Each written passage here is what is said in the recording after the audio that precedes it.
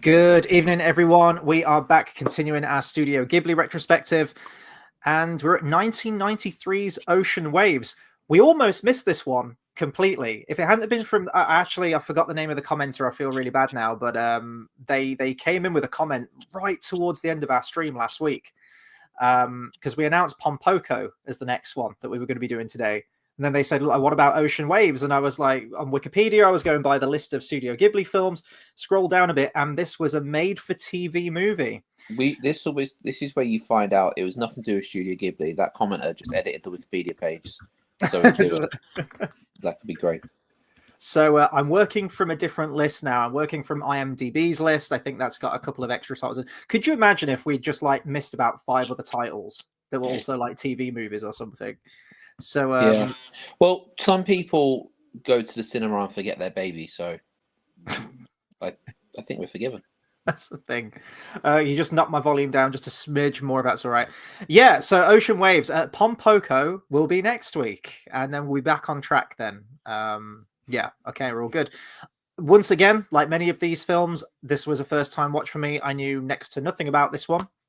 I think I did like a quick little like Google of it last week just to make sure that it was a thing and that it was the next one that we were going to be talking about, and that was it. So fortunately this was on Netflix, as are all the Ghibli movies. I thought because this one was a TV movie, maybe this one would be a bit of an outlier, maybe it was going to be a bit more difficult to track down. It is the only Ghibli film that doesn't have an English dub to go along with it. Usually Disney preside over the English dubs of these films because it was TV only. There was less budget. They didn't give a shit.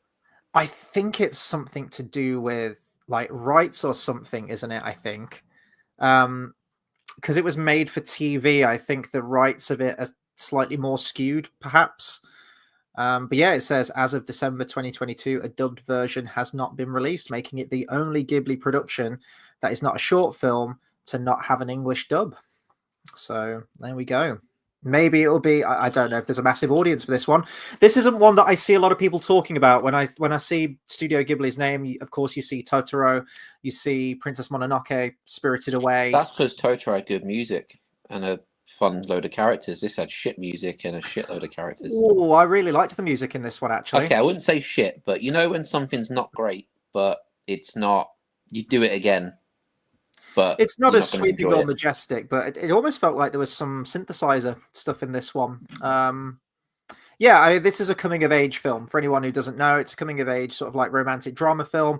The story is set in the city. Some of the worst kind of movies out there. No, not all the time. It depends. I hate that shit. Tell me one good love story. One good love story? Yeah. No one falling in love is ever good. Arwen and Aragorn.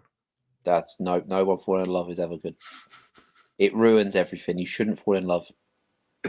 Wow, this just turned into a therapy session now, hasn't it? Tell me how you're really feeling, Dale.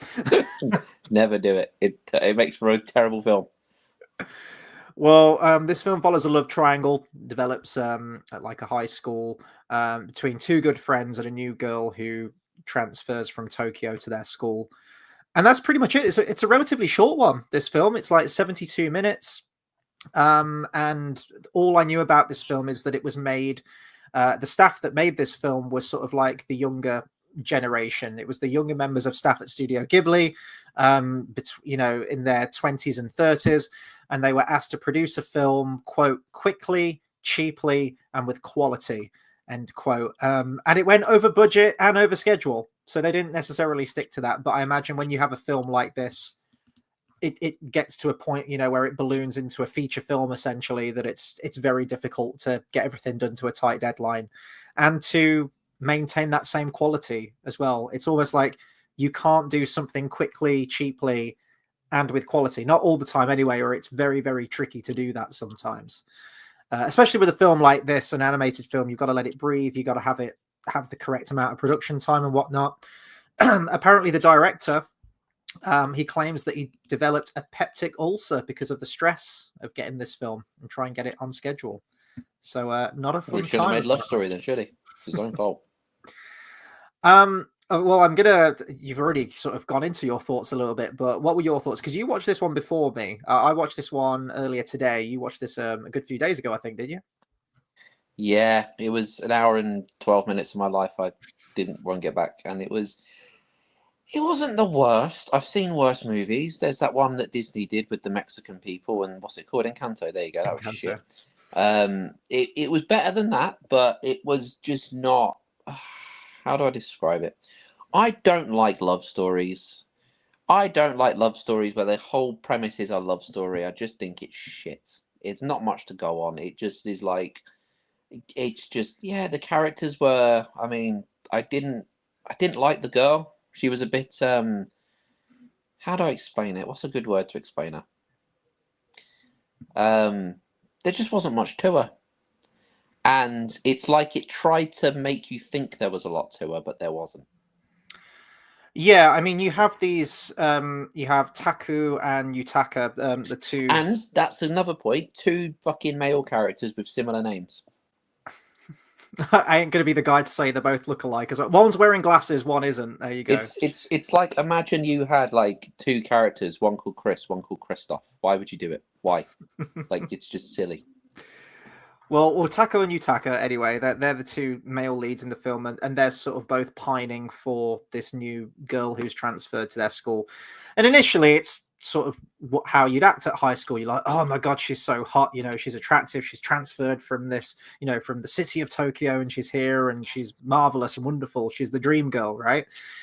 And then I won't say she sort of plays both guys off of one another, but for me, Rikako, is that her name? Rikako? I'm gonna mispronounce the names of this absolutely horribly, but the female love interest, I think she's a thoroughly unlikable character all the way through this. There's the moment, for example, where they go on a school trip, and she claims to have lost all of her money that she bought with her. They were meant to bring so much in cash and then traveler's checks, but she bought a lot of cash, apparently, like $400 or whatever it is. And she says, oh, can you lend me all of that money? So the guy lends her the money because he's got the hots for her. And she says, oh, yeah, I'll pay you back. And she never does. And then all of a sudden he gets a call saying that, oh, she's sort of like absconding away to Tokyo. She's flying back. And then he has to go traipsing after her. Total simp at this point, but, you know, we were all that age once. Gets on a plane with her and flies back to Tokyo. They go back to her dad, and I think he does repay the money there, doesn't he? And then she goes on a date with a guy. Girl. That's never. Yeah. We've never been that. We've never done that in our life. And then, like, there's a bit where so they're both staying in a hotel room together, and then she goes to. Well, she makes him sleep in the bath, which is fucked because I guess she's on the bed. Maybe he's trying to be respectful, kind of thing.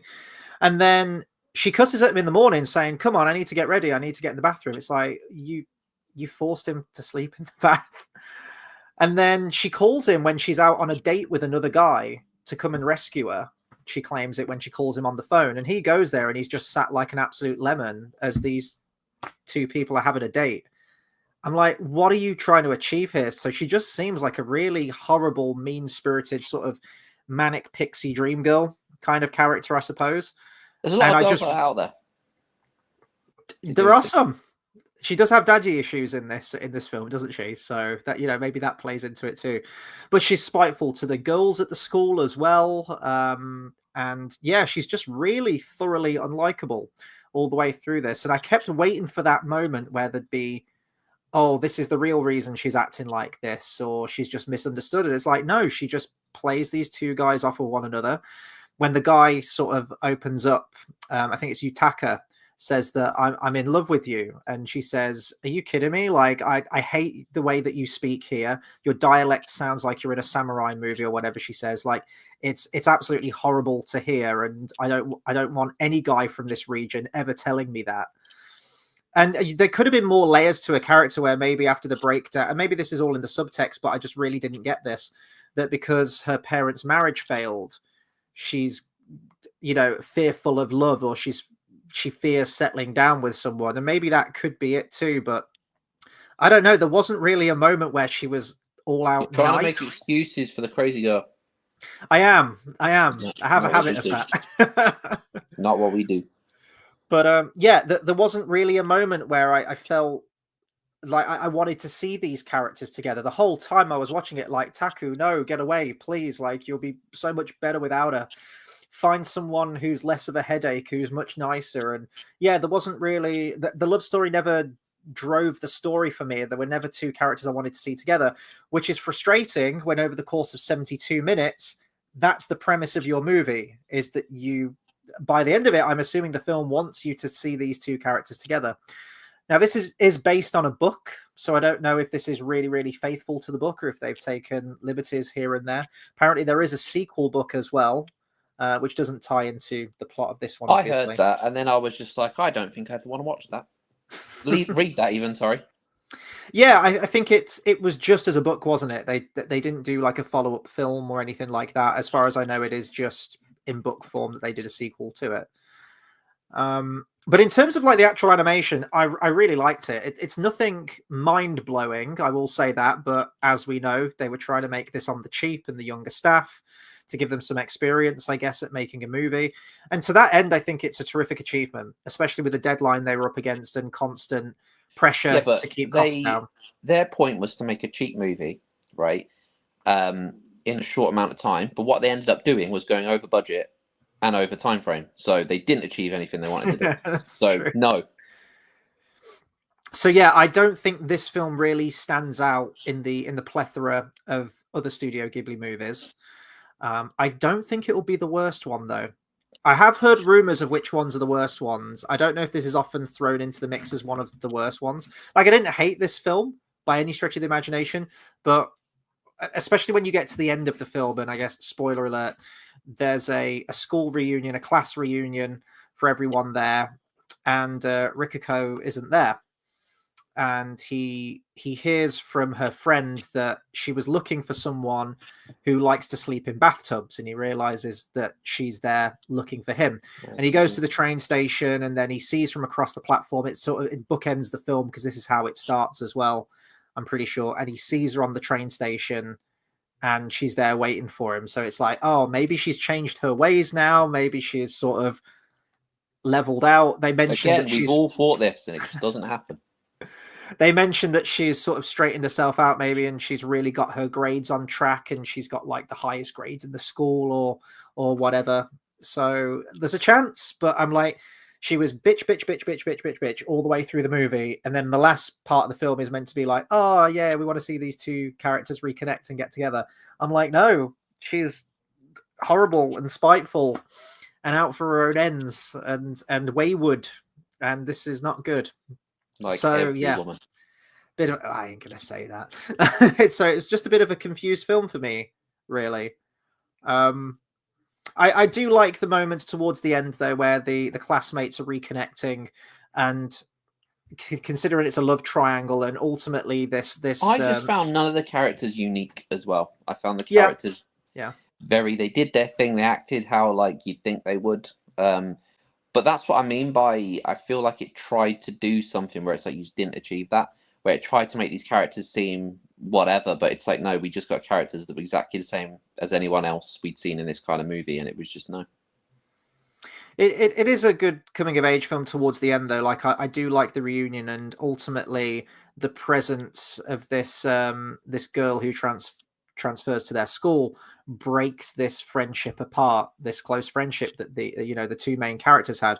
But then by the end, they don't talk to each other until they graduate, and then many years later, when they have this reunion, they start talking again. He says, like, let's go on a walk, and it's where the shot of the wallpaper where they look out at the ocean and sort of reminisce and look back and right all the wrongs and apologize for the way they acted and whatnot, because they're adults now and they can look back. And maybe that's the point of the film. Maybe it is that, we've all been young, naive, chased after someone who probably wasn't good for us, or, friendships have broken down over time, or maybe you've just gone your separate ways, and maybe you just don't talk to people who you were once close to, but by the end of it, everything sort of straightens itself out and everything makes sense. And if you're going to reconnect with the people from a previous time in your life, then it will happen, when it happens, kind of thing. So I did enjoy the end of the film by, towards the end of it, but it was just the main crux of this is the love story, which I just didn't buy into at all. I don't And get it if though, that's not the because point, then yeah, when you have these people in real life, like as just like everyone else, they've got people there saying to them, "Oh, it'll be okay. You're not doing anything wrong." Blah blah blah blah blah. But they should just be shot, not told they're not doing anything wrong. Just fucking string them up and just fucking get rid of them. okay, That's okay. that's all I'm saying. Ocean waves, everyone. Studio Ghibli. That's What I just do like about this film, just Studio Ghibli as a whole, though, from what I've seen, and I'm assuming this is just going to continue as we work more through their filmography, is just the variety of the films in terms of the storytelling or the subject matter, the tone of them. It's so wildly different. Like, Disney more or less has a consistent tone, doesn't it? It's like, oh yeah, that's a Disney film. It has the certain tropes, it has the formula. There are some narrative elements, I suppose, that are recurring in Studio Ghibli films, which we've discussed, whether it be Miyazaki's love of planes that often feature in there.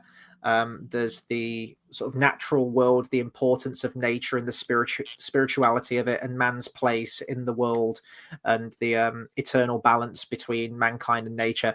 That crops up a lot. But in terms of, you got like Grave of the Fireflies, so wildly different from anything else.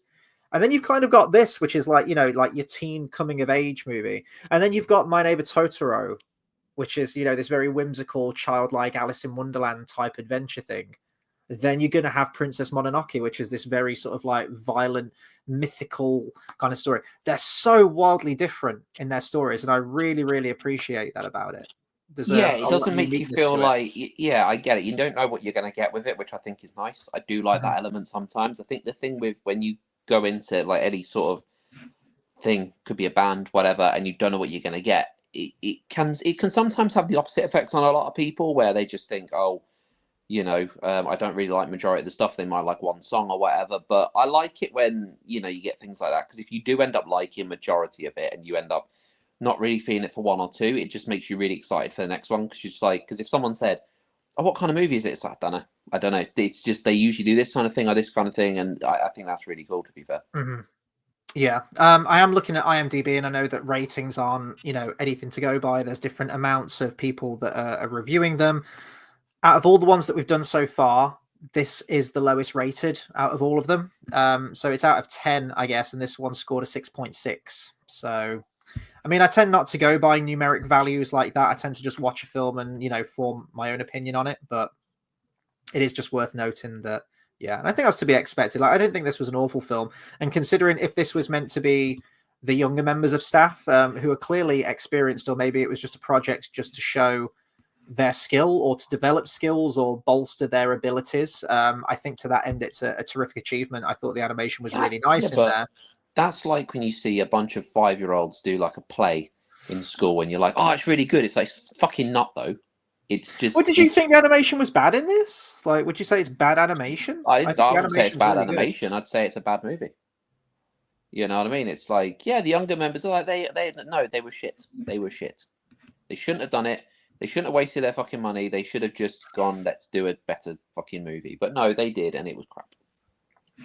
I already mentioned the music, but I did really, really like the music to this. I thought it complemented the film well. It's not like a massive sprawling score or epic, or orchestral type endeavor as you would get with Hisaishi. But I thought it complemented the film well. It was low key enough, but there was some nice sort of like piano melodies in there. I didn't love the music. I thought it was a bit bland.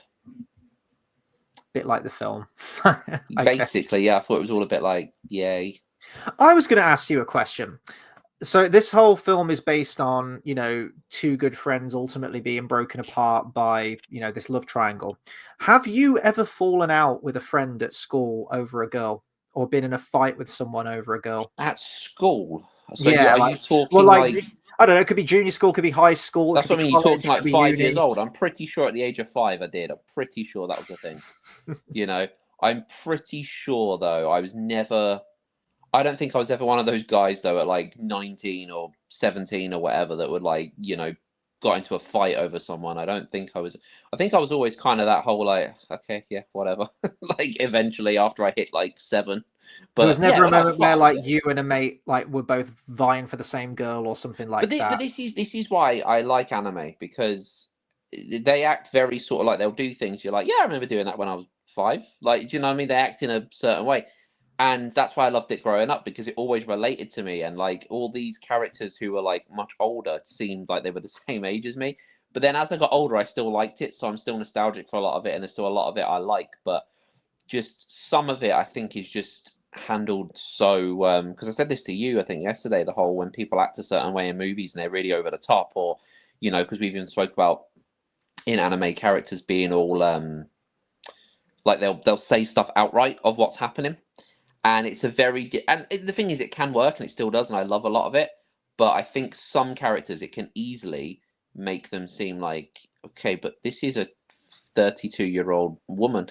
But then again, you get that in real life, so I don't know. Mm. I don't think there's much else I can say about this film, really. I think I've sort of said everything. It is The sort of villain a character is the. hmm? I was gonna say the villain character, the girl. The girl is the main villain. Yeah. Yes, yeah, no, I would agree with that in this. Yeah, there just wasn't any moments of. She was just a very mean-spirited character to me, and maybe I need to watch it again. But I think that is the reading on the film. Like, she takes advantage of people, she lies to people, she backstabs people.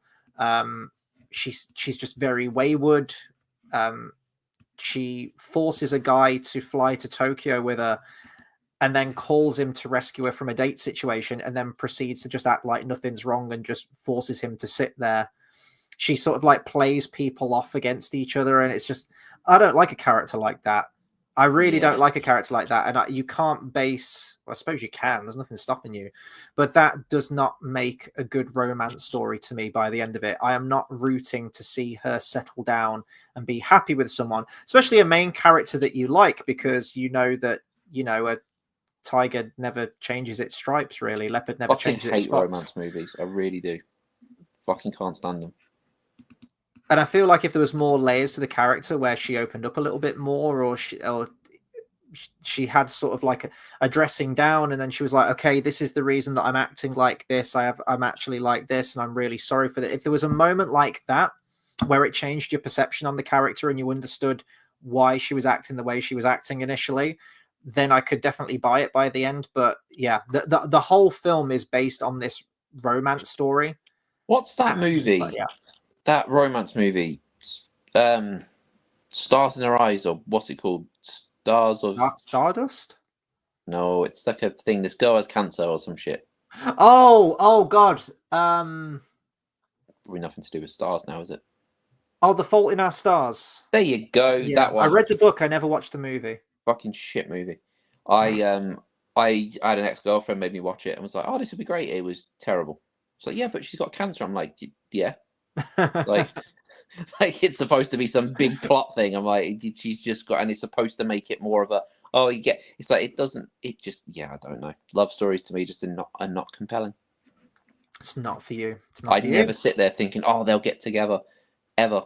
When you've got a fantasy story and you've got these two characters that are kind of like, you're like, oh, they will, and you kind of know it, and you kind of just another prediction thing. It's not like, oh no, they're still no. Fucking love stories just have no place in the planet. It's fair enough. Well, next week is not a love story, as far as I know. It's about magical shape-shifting raccoon dogs. We are talking about Pompoko, and I have checked, double-checked, triple-checked that is actually the movie that we're talking about next week. So Pompoko is our next one. We're back to the good old 2-hour movies next week. Bath Time says, oh my God, lads. I know. We're about to sign off, though, unfortunately.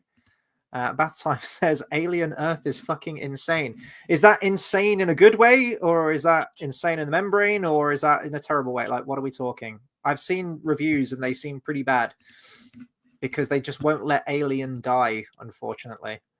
Same with Predator. It's like every fucking horror movie, though, isn't it? They just don't let it die. It just continues and continues and continues for some weird reason that no one will ever understand. Yeah. We've got 2 good Alien movies. I would argue we've got 1 good Predator movie, but it's been a while since I've seen Predator 2. And yeah. Oh, Bath Time says first episode was very good, but a little bit too modern. Yeah, it's meant to be set at the same Speaking of time as the first original, I think. episode, I watched first episode of Rings of. Well, I watched like 10 minutes of Rings of Power, and it was an enjoyable moment. Oh, why would you do that? Do It was a you weird know moment. why? What is it? A stone sinks and a ship floats. So I was like, "What the fuck are we doing?" It was. So It was. what are we trying? What are we doing? It was weird. It was a weird. I watched 10 minutes, like I say. Oh, it's so fucking bad. There was just Oh. stuff in it that happened. It's kind of reminded me of Star Wars Episode 7, where they were doing things for the sake of what they believed Star Wars was. And it's like, but that's not what it's supposed to be. To be fair, I'll still stand by Episode 7 over the other two, right? But especially 9 was doing things that were just like, but this isn't what Star Wars is about. And then you look at it, oh, technically you can do that. I'm like, yeah, but do you get what I mean? Like, it was just doing things that, like... I think they're all just as bad as each other for different reasons. Yeah, but it was doing just things in, like, just certain things that would happen within that Lord of the Rings universe that were like, yeah, but that's not what Lord of the Rings is about. We don't need to see this big... Like, do you get what I mean? I actually kind of agree here. Bath Time says the wild thing is the first 10 minutes are probably the best parts of Rings of Power. Yeah, it's like the prologue, isn't it? I suppose. And you got the shot of Sauron holding the spear. But he's got a spear in this for some reason. Well, he's got a spear. Still, it was like one of those things that were just like, this is not what this whole idea is about, and I got upset. Bath Time, real quick. The opening prologue, if you cast your mind back to season 1, episode 1, God forbid, of Rings of Power, that battle, is that the War of Wrath? I'm pretty sure that's the War of Wrath, right? That we get glimpses of in that opening prologue. Well, it shouldn't have happened. I agree. It shouldn't have happened. Or if it did happen, get some people that are actually competent and have a passion for Tolkien and aren't, just hell-bent on filling it with agenda-filled stuff and wokeness, and you'll be fine. I also watched part of The Hobbit, and I'm not okay with the dwarves being... Wait, when did you watch The Hobbit? I watched it like 10 minutes of it the other day, just to have a look at all the characters. Hey, motherfucker, we're watching that together. What are you doing? I just wanted to see just to see what the characters look like and stuff, and I'm not happy with the dwarves being men. So I feel betrayed that you're watching that film without me. How dare you? We're gonna watch them. We're gonna watch the extended versions because why not? Why are the dwarves men? I know. I agree. I know. I have a feeling that's probably studio meddling. It's like we need I don't care who was meddling. They just don't do it. Because the behind the scenes, you do see them in full makeup, and then all of a sudden they're just like attractive Richard Armitage and everyone else. They just wanted another Aragorn. They didn't want 13 Gimlis, essentially. That should have been done though. Right then, I think we will probably round it off there. That's probably one of our shortest reviews, but it is a very short film. So next week, Pompoko, we will be back, and then they should have just called it Pompoko the fish. No, that's Ponyo, isn't it? The fish one. Oh yeah, shit, it is. Yeah, Ponyo's the fish. We're just a couple away from Princess Mononoke. We're just a couple away. A couple more weeks, and we get there. There's blood in that movie. There's a lot of blood in that movie. There's decapitations in that movie. I think someone gets their arm cut off, if I remember. Anyway, we're going to round it off there. Thank you to Bath Time for jumping in the chat, and we'll catch you guys on the next stream. Take care, everyone.